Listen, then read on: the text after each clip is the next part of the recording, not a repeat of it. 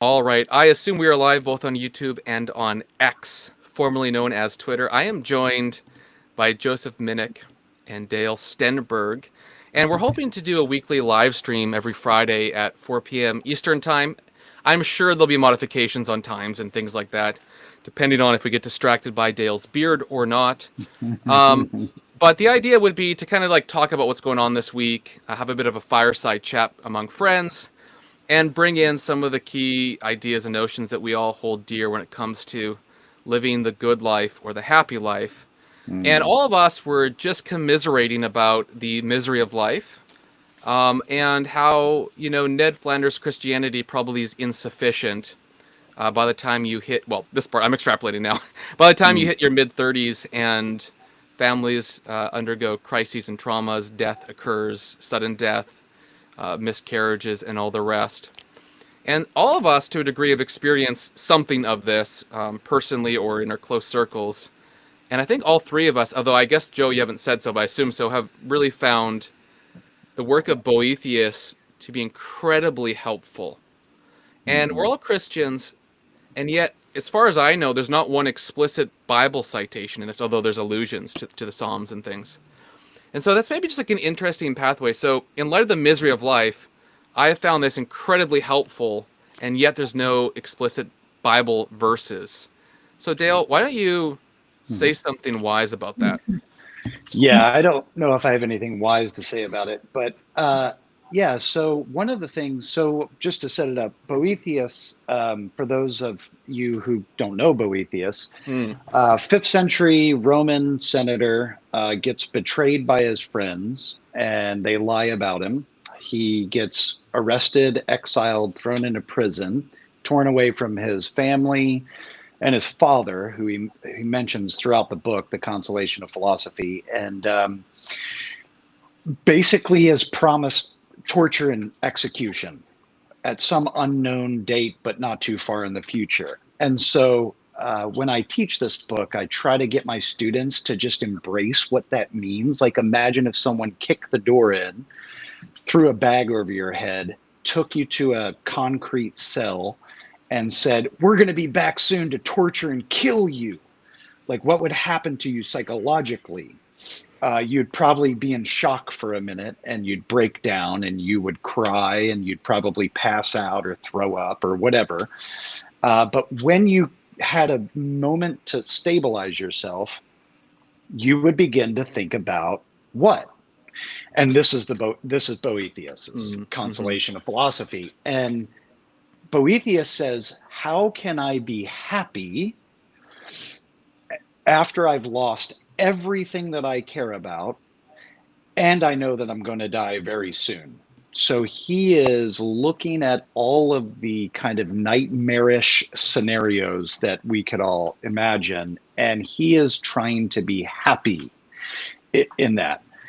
So, what more practical book could you possibly grab than the thoughts of a guy who's pursuing happiness in the worst possible scenario?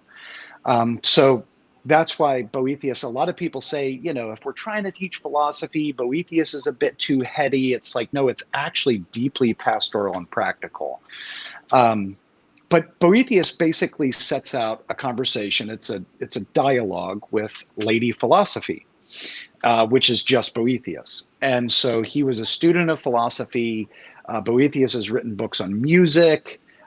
He was revered in his day as a intellectual, a thinker, the kind of ivory tower elite type, very affluent, and so he's drawing. The Trinity, even like he's a Christian theologian, even as well. Yeah. Oh yeah, no doubt. Boethius is a Trinitarian Christian through Yeah. and through. And any of the books you Oh, read about yeah. Boethius, they'll all affirm this if they're coming from a Christian, if there are Christians writing about Boethius. But the interesting part, like Wyatt just said, is that he doesn't explicitly come No. up with any. He doesn't talk about any Bible verses, Right. which is very interesting. So we could talk about that later. But anyway, so Boethius is trying to be happy, and the first movement towards happiness is Lady Philosophy, again, who is Boethius, saying, you're not strong enough to actually deal with the potency of the medicine that's necessary to make you better. Mm-hmm. And so I'm going to start off by giving you very small doses. And then as you get used to these doses of medicine, I'm going to increase the doses until we have remedied your depression, basically. And so the very first thing Lady Philosophy does is basically say, you're a loser. You kind of suck. Because look at how ephemeral and fleeting and vapid your pursuits of happiness have been up to this point. And so I think what Boethius is doing is saying, if we're going to get on this kind of track to happiness, this pursuit of happiness, the very first thing we need to do is be very self-aware. And if we're self-aware, we all can say we're kind of losers that place our hope in things that are fleeting. And we just need to come to grips with that. And then he sort of builds it from there. So it might be interesting to talk about suffering in general, and then what are the lifelines that we instinctively reach for and grab a hold of in order to get out of the negative headspace when we encounter suffering? And does it mirror Boethius, which is like deep self-reflection on our own loserness, right? Wow. Something like that. Yeah. It's interesting to there is this, I think one of the perennial questions any Christian has when you approach Boethius, who I think actually does have like a distinctive comfort to offer that is not untied to existing in the post-Christian world. Nevertheless, it is interesting, especially because he's suffering. It's very instinctive. You kind of think, especially as kind of Protestant evangelicals, right? You think like, I'm John Bunyan in the tower, my family's been stolen, etc. What am I going to write about? How am I going to find comfort? And immediately, of course, and probably Boethius did find comfort in all of, not probably, undoubtedly, Boethius found comfort in all the things that you're expecting, and yet felt the need to write this particular book. And that's really interesting. And yet the basic thought patterns are not things you don't find reflected very basically in Scripture. Store up your treasure in heaven, where moth and rust don't destroy. Very frequently, Paul in the New Testament, just like much of the Greco-Roman world, is going to make a contrast between the temporal, transient, passing away, unstable things, and the heavenly, stable, not passing away, solid things. And so the basics of that contrast, in a sense, are written into really any high reflection on reality itself. And one way of thinking about Boethius is thinking of him as illuminating. I think a lot of Christian commentators, like Lewis in The Discarded Image, has about a 15-page reflection on Boethius and why doesn't Boethius quote the Scriptures. And what Lewis is kind of reflecting is, first of all, there's a difference between writing a book on geometry and a book on arithmetic. They're different subjects, and it's not shocking that an author would write both of those. But there's something distinctive about getting a mind, especially a mind that is wobbling, that is in the fog, that is scared, that is nervous, to actually settle the mind by saying there's something basic in reality. There's a sort of canvas structure to reality that you can tap into, that is solid, just as in the same way that just your experiences are real. This is the real or reality behind those experiences. And then you might think of Christianity and the Christian gospel and the Scriptures as the kind of color profile that's thrown on top of that canvas, as the kind of the filling out of what is achievable by the God and the structure, as in a sense you might say described in the account. And there's more to say there, but I'm going to pass it back to you guys. Well, one of the things I think adds to the sort of misery that Boethius is experiencing in the search for happiness is that he seeks political office in order to do good and to enact justice, so much so that when the Senate is unjustly accused essentially by the imperial circle, as a Theodoric, I believe, at the time. He says no, actually, the Senate is innocent, and that's part of the reason, maybe even the whole reason, why he's imprisoned.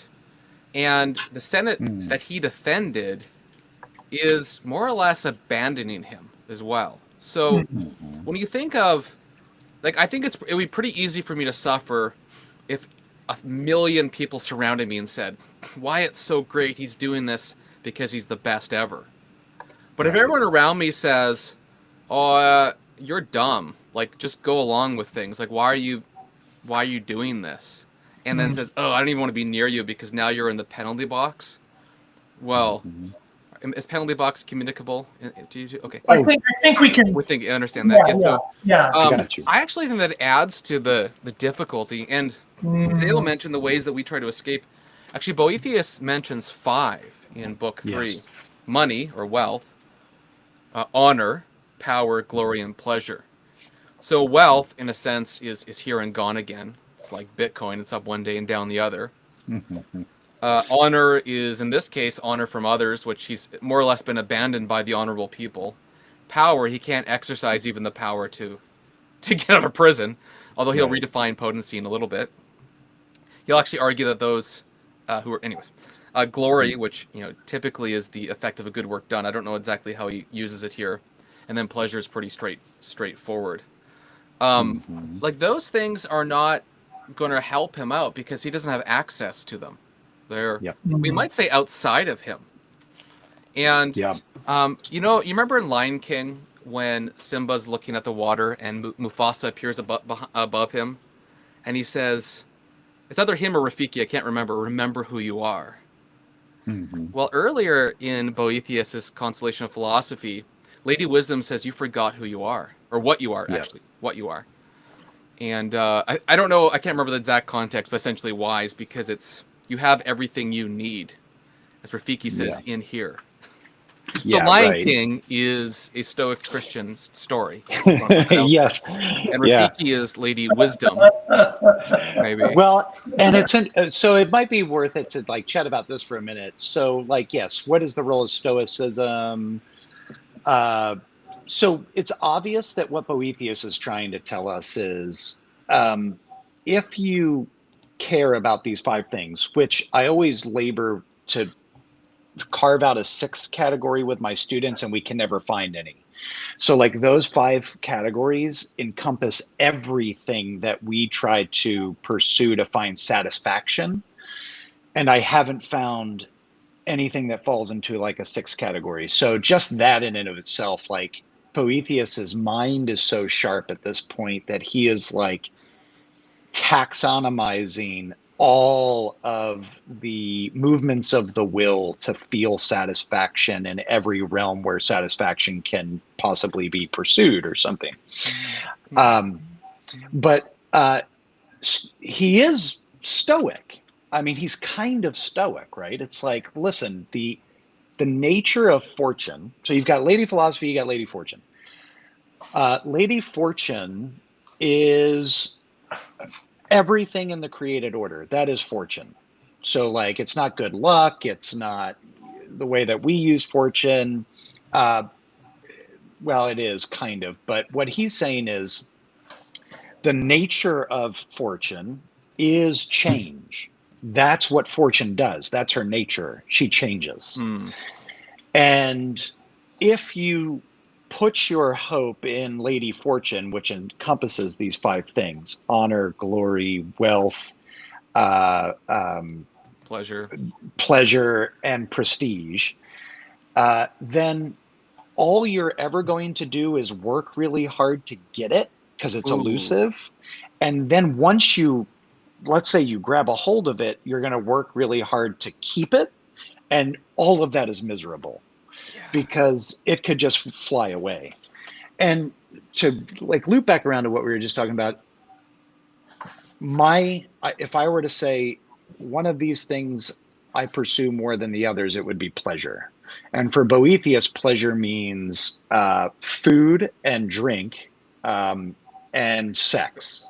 Well, I think he also says like kids and like having a wife and kids, right? So, well, that's where sex comes in. Oh, So oh, yeah. So sex is how it's how does sex relate to children? yeah, right. Dale's going to teach me a new surprising fact about life. Yes, Yes, Dale yes. taught everyone. But that tends to be what I am inclined to when I feel bad. Right, right. Like I want my senses to be flooded with good feelings because that typically makes me feel good, like internally. And it's interesting that Lady Philosophy sets up this kind of distinction between the body and the soul. For Boethius, the soul is more valuable than the body, even though he's not a Gnostic. Obviously, he's a Christian because of the resurrection. But if you use the soul to serve the body, your soul will be malnutritioned. But if you use the body to feed the soul, then your body, even though it might atrophy a bit, your soul will get stronger, and your soul is uh, uh, immortal. Your soul will never die, and we know our bodies ultimately never die as well. But the point is, like, if you sacrifice your desire to satisfy your sensuous, if you sacrifice your pursuit of sensuous desire for spiritual good, then you will habituate yourself into something to where your desires will change. So like I might go for a drink when I feel really bad, or I can get on my knees and pray to Jesus. And if I do the latter over and over and over again, then my desire, because I have built up the muscle in the spiritual department, will then overtake my desire to reach for a drink to kind of calm my nerves or whatever. So he is saying you must kind of like abandon your pursuit of satisfaction in the temporal realm and focus on the spiritual realm, but that always feeds back into the bodily realm, the temporal realm, the physical realm, in order for you to be completely happy. So like you're going to find bodily pleasure in doing these things, if that makes sense. Yeah, I think one thing to pick up on that I think is a useful distinction, and part of it is because the word Stoic can be used in a lot of different ways. I think you're reading a book right now, Dale, called After Stoicism, right? Yeah. And that's and that says something about like there's similar motifs, but exactly what's going on. One distinction I think that's really worth making, and I think this would be reflected in someone like Boethius.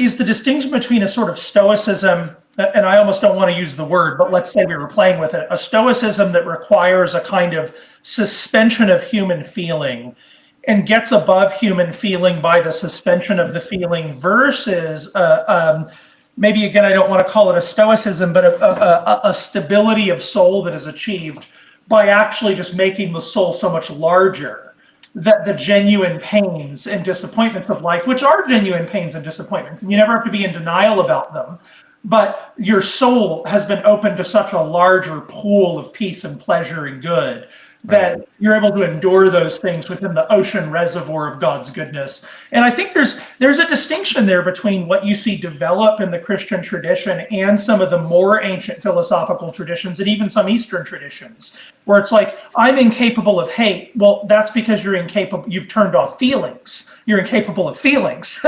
That's not being incapable of hate. That's just turning a whole part of your humanity off.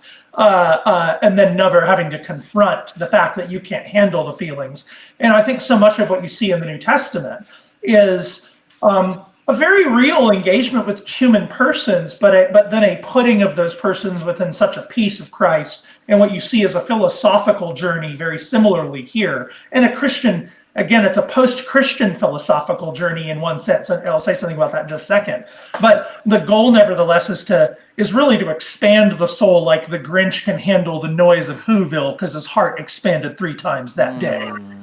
And similarly, I think that's what's going on with this communion with Christ. One thing you see in Boethius, I mentioned in our trial run yesterday, the book I was referring to for those who are interested in is this book, Philosophy as a Way of Life by Matthew Sharp and Michael Ure, a really interesting history of philosophy as a way of life.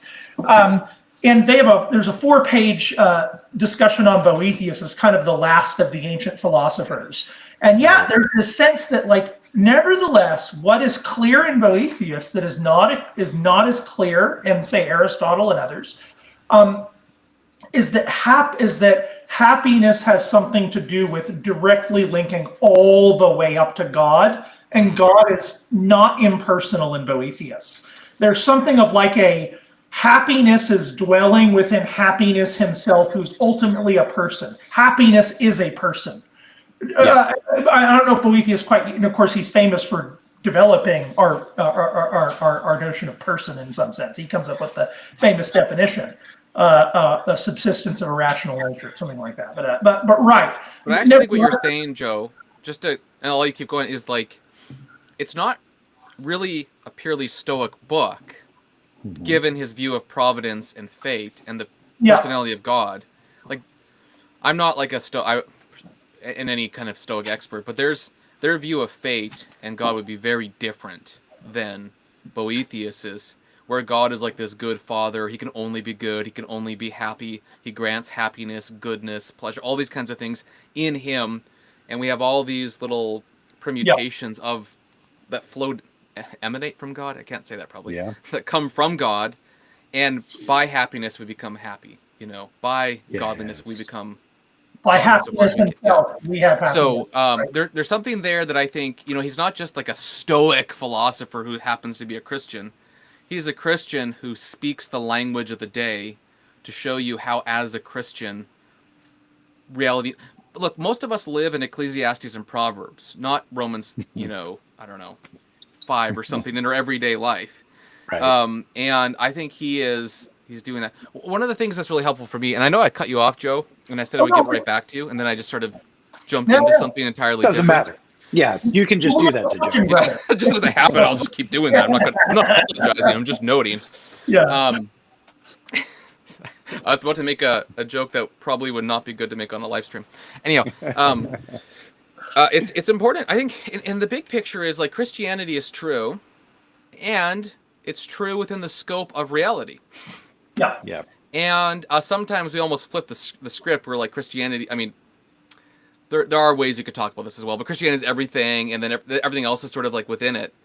But God made the universe, the cosmos, and all things are redirected back to him. Mm-hmm. And insofar as he reveals Holy Scripture to us, we obey, we love, we worship him.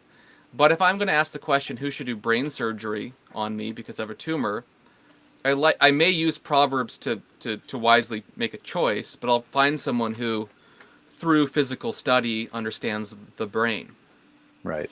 And I think Boethius, in the sense of knowing reality in light of his deep relationship with God, gives us a sort of expert's interpretation of the world and what happiness is. Yeah. We haven't actually said what happened, by the way, like, we keep talking almost around it, like the things that you could pursue, and we suggested that it connects to God. I think it'd be cool if Dale talked about divine simplicity for a second. Yes. Dale.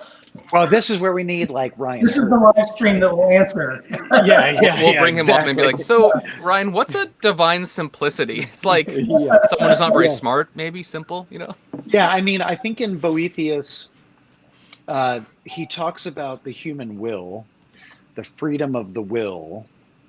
So I'm going to take I'm going to try to get through the circuit of my circuitous comments quickly. Like it. So the will is free in as far as it participates in virtue. And when it departs from virtue into vice, then it loses its freedom bit by bit, kind of like Romans chapter 1 stuff, right? And in his chapter on the human will, which I think is probably some of the best writing on the human freedom that I've come across, not accounting for Thomas Aquinas and Scholastic, the schoolmen. But as a philosopher approaching the question of the human will, Boethius does a fantastic job. But he ends up basically articulating that true happiness can only be found in God, who is happiness itself, precisely because he is not made up of a bunch of things that make happiness. He's not this, and he's not pleasure and honor and wealth and desire sort of bundled up, pulled from composite parts to make this whole. He just is those things, and the language that we use describes God. When we, by necessity, as creatures living in fortune, we're just living in fortune. This is all fortune. So it cannot be, God is happiness, full stop. And he is that not because he's composed of parts, but because he is whatever we say. And ultimately we could say God is happiness. But it's also that God is immutable. So God is not changing. So if the nature of Lady Fortune is to change, then God cannot change because God is not composite. And since God is not composite and therefore cannot change, then he is the only true source of happiness that one could ever find, because there is no gaining God and losing God, God grabbing you and then discarding you. He is eternal, infinite, unchanging in his being, wisdom, goodness, etc., etc. It's almost like Boethius is giving the language for later Reformed documents on the doctrine of God, with the simplicity and immutability. So when God possesses you and you possess God, you have all you need in order to achieve the highest maximum experience of happiness that a human being, given the nature of a human being, can understand. And I'm going to go one step further than Boethius and say, and then in the resurrection, he never talks this way, but I'm assuming he's pointing to the ideal that a human nature can max out, to use language like that, with the full expression of the unchangingness of God, as that makes us almost kind of like sorry, let me say it like this. You ever see the speakers, the little lights on sound speakers that go up and down? Yes. When volume goes up and down on different parts of instruments. So imagine that's what a human is. And then imagine glory is like all of those things maxed out to their fullness. That's what I think Boethius has in mind, is we are going to be maxed out to our fullness when we are fully participating in God, in glory, as he kind of makes us like him, but we can never be like him because he has a different nature than us. We're all going to be synthesizers in heaven. Yes, celestial synthesizers. But I think that's what Boethius is saying. He's like, you can experience that in part here now by, I don't want to say reasoning your way there, but by at least shedding the things that by nature change in order to grab a hold of that which does not change because it's not made up of parts. Yeah, that's right. So Boethius has this really robust doctrine of God, and when he applies it to the human will, it's just, this is the last chapter in the book. This is the last book in the book. But that's what he ends his discourse with, to himself, about, and he's going to die. And he's like, what's the nature of human freedom? And how do I understand that in light of God's simplicity and immutability? So it's like very devotional. I wonder if when I suffer, Wyatt, before we started, you shared some personal stuff that is going on in your life right now. And I wonder how often your mind, and maybe the loved ones in your life, how often their mind like retreats into the comfort and satisfaction of God's simplicity and immutability. But I don't do that because I'm not a virtuous man. But I know I should. Yeah, so it's like a real legitimate question for Yeah.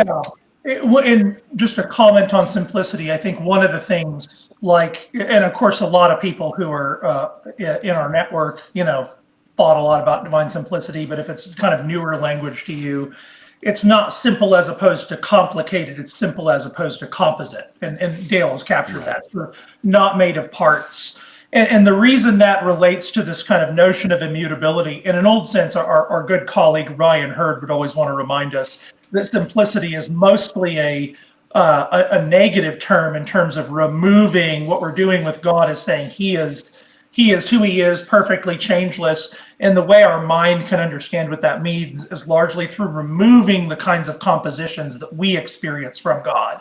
God is not a composition of form and matter, or of substance and accident, or essence and existence, this sort of thing. We're removing those structures of creaturely life from whatever God is. And so what's left over is not that we have some pure conceptual grasp of God, but that what you have left over is nevertheless a God who is just purely self-consistent in himself and unchanging, because partially because there's no space for him. He's pure. He's just pure full life. He's the fullness of the fire. There's no other place to go because he's full. That's one way of thinking about the being of God. And one of the ways in which I think, again, see really somebody writing within the grammar and tradition of antique philosophy, nevertheless writing in a post-Christian way, is precisely this. It's that the end of happiness and the end of the vision, he's anticipating in some sense in this book, I think, the notion that will develop of the beatific vision. Yeah. What you're going to wind up finding in Aquinas, of course, is that Aristotle's notion of friendship, Aristotle's highest good of friendship, and this kind of friendship is going to get translated into the real highest good, when you really understand all the structures of reality, as friendship with God, and ultimately the friendship with God that you get in this unique communion that is experienced through the beatific vision. And while the beatific vision has been understood variously in the Christian tradition, and there's Reformed inflections and scholastic inflections and all these sorts of things, that's nevertheless kind of the way Christians think about man's end. Man's, when the Westminster Confession says man is made to, glorify God and enjoy him forever would have implicitly in their mind connoted that kind of union, however we understand that. But in that sense, Boethius's vision of peace and of the end, that peace is, even if it could be arrived at philosophically, it's interesting that it's not really arrived at that clearly philosophically until after Christ comes. You don't find Boethius, you don't find something that's as quite like Boethius before Christ, and that's interesting. I was actually trying to, so at dinner time, we read text to my family, we talk about it. So I was trying to explain to my 5-year-old this concept, and he was saying, I really like to learn, and learning makes me happy. So like, who cares about, like, I can learn forever. And it took me a day to actually, I was like, yeah, I don't. All right. And then the next day we talked about it again. And, Boethius has this whole thing about like sufficiency and changeability, like that you've talked about, Dale. And one of the things is to learn always you need to have what is sufficient for life, food and drink, bodily health, and so on. And since all those things are changing according to fortune, and fortune, again, is his idiom for the natural course of things, then you could learn, but you actually might break your leg and have an inability to go to school. You may lose your job and you can't afford to pay for education, or whatever it is. All sorts of things can happen. So unless you have all of these things at once together with the inability to lose one part of it, you can't really be finally happy. If to my 5-year-old, like, if you want to learn forever, you need to have safety forever, health forever, money forever, access forever. All of those things need to be together at once, and you can't find them anywhere in life because of the changing fortunes, except for in one place, and that's God. Yeah. And the idea of learning forever, I think, is one particular good. I mean, even Gregory of Nyssa, in his Life of Moses, argues that part of what heaven will be like, the beatific vision, is this ascent of knowing more and more of the infinite God according to our finitude. Yep. But to get that sort of pleasure of knowing him, you need all the other things. What is sufficient for this? The sufficiency. I think, what is the language he uses again? I think it's something like sufficiency. And here's a Yeah, line that's that he right. says in book 2. He must fear that he may lose that which he knows can be lost, and his continual fear will prevent him from being happy. If you put your trust in changeable things that rust and moth will ruin, then your happiness will be just as limited as those things are in their changing course of things. But if you put your trust, your happiness, or your rest in that which is unchangeable or immutable, then there you can find your rest. Augustine, who Boethius seems to be indirectly reading, says that we were made for you, O Lord, and our hearts are restless until they find rest in you. In the Yeah. opening of his Confessions. Yes. Let me just say one thing, and I know I don't know what our time limit is on this. I do I know I think we'll have to go for make. 4 hours. Yes. We can in the next few minutes kind of shut down, Okay. So or whatever you want. let me say one thing about. So we talked about this kind of like kind of stoic and maybe seemingly Gnostic kind of language that maybe Boethius throws around, because after all, if you can't find pleasure in food and drink and sex, well, then like kind of what's their purpose? Why even mess with them? Just like turn into a monk and go worship God and just pray all day and read the scriptures and do the spiritual disciplines, because that's happiness. And that is not what Boethius is saying. So I want to kind of make an argument real quick. So he says, Lady Philosophy says in 1.6, and it is because you don't know the end and purpose of things that you think the wicked and the criminal have power and happiness. Mm.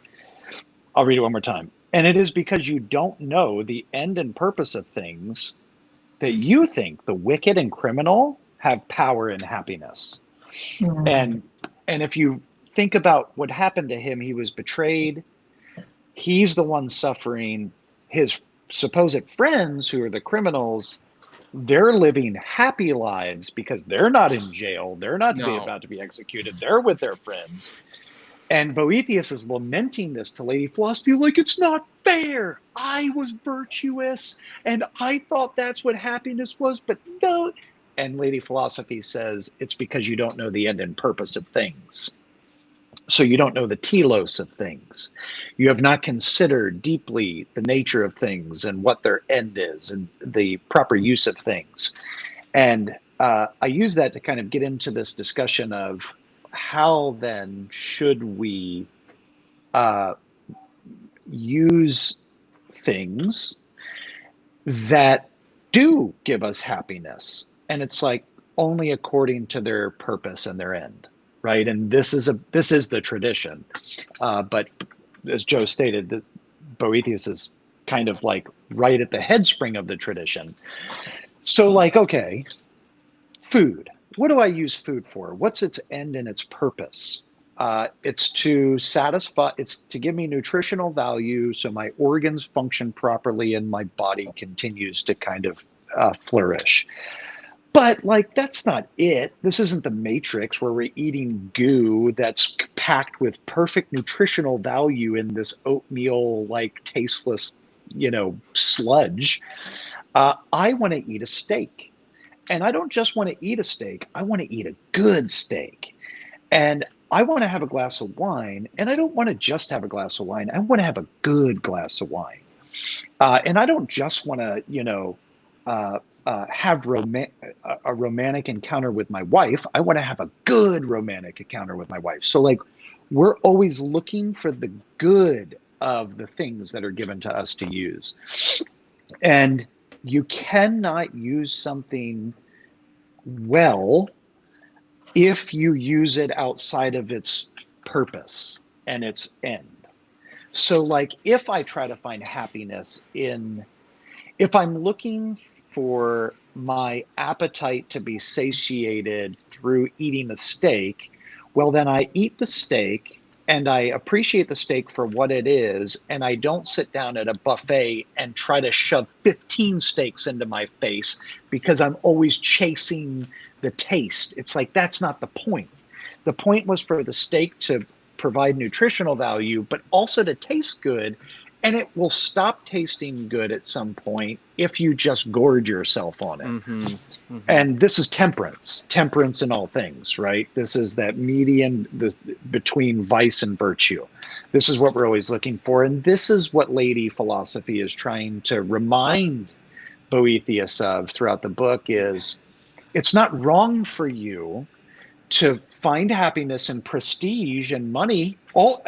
You should pursue all of those things. None of those things are bad in and of themselves. It's that you just need to use them according to their telos. And the people that he's feeling, are getting away with evil, not only are they not happy because they're not good, but they're actually unable to achieve happiness. They're impotent towards happiness. And the reason why they have no, like in the sense of power, potency, they have no power towards happiness because they're not pursuing the good. Namely, the good is using an object according to its end. And because they are unable to achieve, because they're evil, they can't actually achieve their own happiness, which they desire, which means they're powerless. And so, although they have these external circumstances of fortune that appear good, they're actually unable to be happy. And this is so important, I think, practically, because I think us three, all know of people or whatever movements, whatever you want to say, that seem to have all this external success and they're achieving all these things, and yet they're sort of malicious. And you're like, what's going on here? Like, it seems like, my venture is not doing as well as I want it to do, etc. And, if you compare yourself, which is obviously the worst thing to do. But that's not right. If you're building something on vice, on viciousness, then you're not only bad and unhappy, but you're so powerless you can't even achieve that happiness. And so true power is essentially going back to all things you said, temperance, etc. So I just think it's a really important lesson.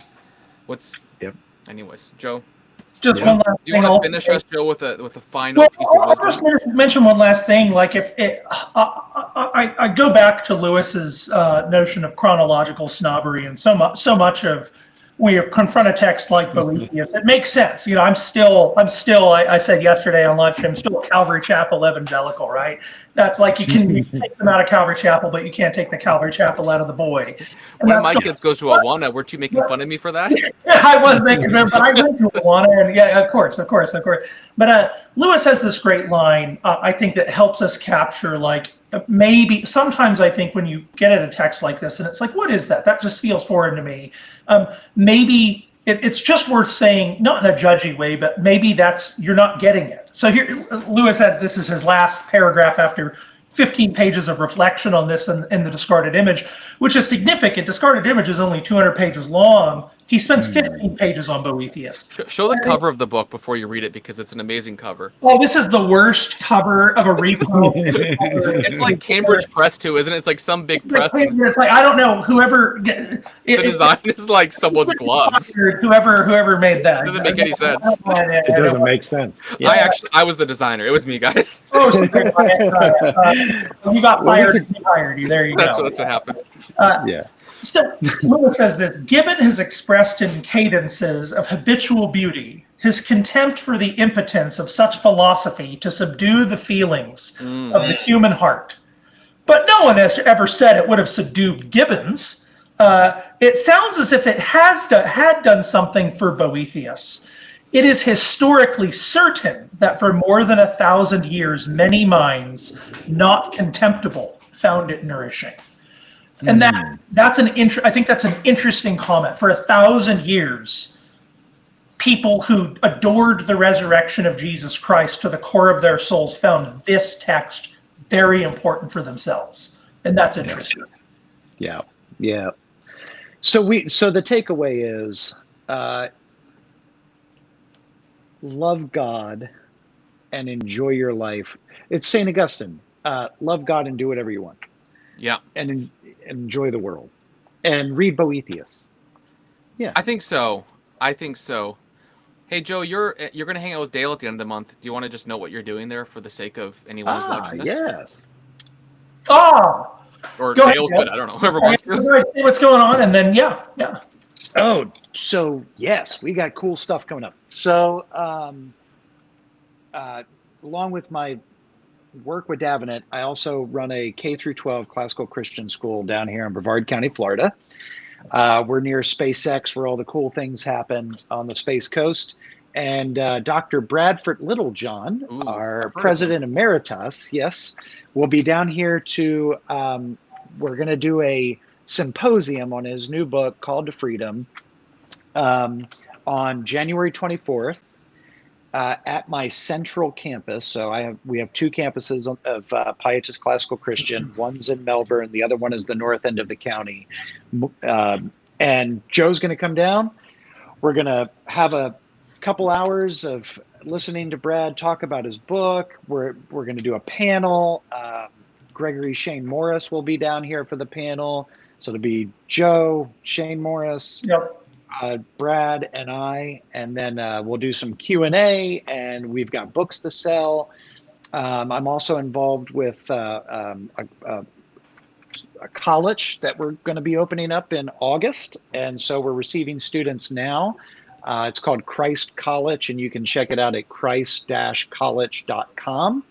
And we offer a degree in the humanities and entrepreneurship. So my partner, Dr. Todd Bates, who's the president of the college, will also be there. So he'll be participating in that. So this is just like a big old event that we hope that you show up. Is there like a link? I sent a link to Pietist Classical School, but I don't know if there's a link to the event. Yes, you can throw in the chat maybe. But it's Brad Littlejohn, Joe, Shane, yourself. Yeah. Are you there too, Dale? Yes. Speaker? Okay. Yeah. One-day event, January 24, Christian Freedom. Yep. Some really cool Davenant Pietists crossover vibes. A crossover. Yeah. You go to Pietist for your K through 12. You go to Christ College for Christ-college.com. Christ-college.com. Yeah, Wow. it was weird when we went to buy the thing. It was all weird because websites are weird. Is it a regular dash, an M dash, or an N dash? It's just a regular old dash. Because it could be complicated if it wasn't. Yes. That's how my mom navigate to Christ N dash. Sorry, yes. college.com. You hold down Option. Okay, so. Did you put a link for the event? Is there a link for the event? You can put in the chat, maybe. I will get you a link right here. Pachap, copied, pachap, and then dropped right here. Pachap, pachap. So you can sign up. Yeah. And if anybody's interested, you can reach out to me privately. You can message or you can email me at dstenberg at Pietist, that's Pietas classical.com, and I will answer whatever you need. And Wyatt, what? Go ahead. I'm sorry, brother. Social security number, phone number, and home address as well. Yes, it's 237-4. No, I'm just kidding. All right. What do we got coming up real quick for Davenant stuff? So we're going to try to do this as frequently as possible, but we're going to do this every week. We have a couple new podcasts that are going to be releasing over the next 6 weeks. We're kind of redoing our website. We have a couple new columnists who are going to, maybe 2 or 3 new columnists will be writing for us regularly. Tons of publishing. We have a number of events we're planning that'll be really hip and cool. You can still sign up for Davenant Hall till tomorrow, right? Or is it today? Yeah, so do you have a class? So register for Davenant Hall now. Yeah, I'm teaching philosophy for theology this coming semester, and then co-teaching with Tim Jacobs basically our kind of intro to, I think, Protestant moral theology course. First time I've done that one, but I'll co-teach with Tim, and then philosophy for theology is the course I typically teach. But doing that, a good bit of writing, talking, and then the Lily cohort coming up this Monday. So cool. Just a lot of fun stuff going on at Davenant. Yep. I think the only last thing I think of that would be, well, it's in the summer. I'm teaching reading the Bible with Augustine in the summer for Davenant, so you can do that. It'll be hip and cool. I've taught it once before, and it was a lot of fun. So, not at Davenant, but I'll do it there. So, all right. Are you gonna? Oh, sorry. Last question. Are you gonna do like Is it like a sort of? We're going to read Wait. De Trinitate, and as we do that, we're going to actually read the Bible with Augustine and put him into context and basically vindicate that he's reading the Bible really well. A lot of Oh, people brother. think that he is not reading the Bible well, but I've spent 20 years studying the Bible in academic and teaching it, and I would say he's awesome, and we should listen to him.